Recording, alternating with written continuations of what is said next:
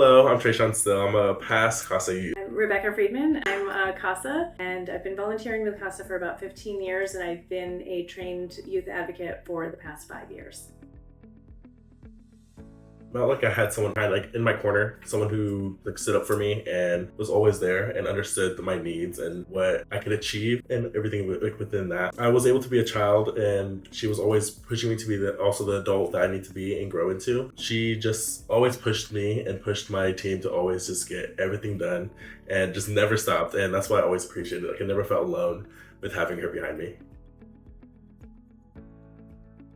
With my old apartment, just everything with that, there's a lot of problems, a lot of just figuring everything out and getting everything done under a certain time frame. And so with her being there, it's just, I don't know how I could have done it without. So it was a really proud moment for me when you got the keys to your first apartment. To see that was great, but there's a lot that goes on with the responsibility of having an apartment and adulting. So working through those things together and kind of relentlessly pushing for your needs was something that I was proud to be able to do.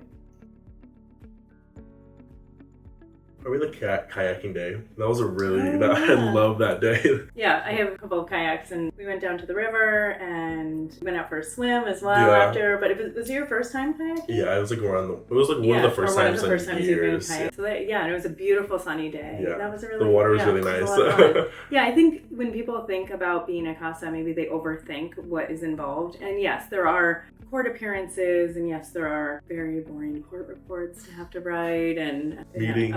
Meetings and things like that. And those are all really important things and important steps, but it's those kind of moments where in between there's a lot of just really slow down and actually connect.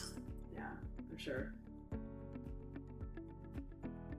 If there's a youth that is getting reached out for a CASA, I say just do it and reach out and accept that hand and just understand that there's so much more waiting for you. CASA just opened my life and world up to so much more possibilities and allowed me to achieve so much more than what I think I would have if I didn't have CASA. CASA is here to help the youth. I think it was within a year of knowing you, because when a youth goes from being a youth to a non-minor dependent, 17 to 18, you get a new social worker. I think it was within a year that I looked around and I realized I was the longest standing member of your team. And that's really difficult to sort of take in and think that you haven't had people who've known you for very long. I was often fiercely explaining to people who you were and that they needed to get to know you and hear what your needs were, not just what they kind of assumed. The scariest part is just losing your team and losing those people who were there for you. And so for you sticking around for as long as you did and just understanding that I didn't lose you, that was just made it so much more meaningful. Now you can't lose Yeah.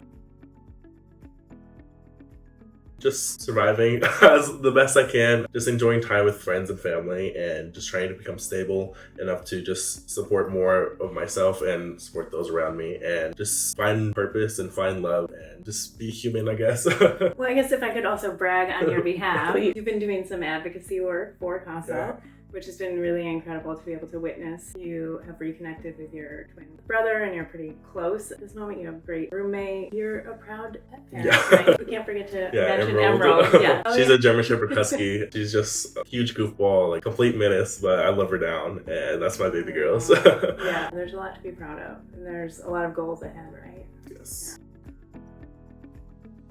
I were to tell someone who was thinking about being a CASA what they should do, I would say go for it. There are a lot of different ways that you can help, but the most important thing is to just show up. And it doesn't even need to be physically. A lot of times now the court hearings are done virtually, so it doesn't take the same kind of in-person meetings and things like that. You may be sort of overinflating what the commitment is in your head. To me, it was always just being there and reminding, in this case, Trey, that I was proud of them and that they could do great things. It's not as hard as you're thinking it will be. There's a lot of wonderful moments along the way. People think it's about giving, but I think there's a lot that I got out of it as well. That's not the reason I became a CASA. It was always to do for you. It was really never about me and any needs that I have. I really gained a lot through the experience. So thank you.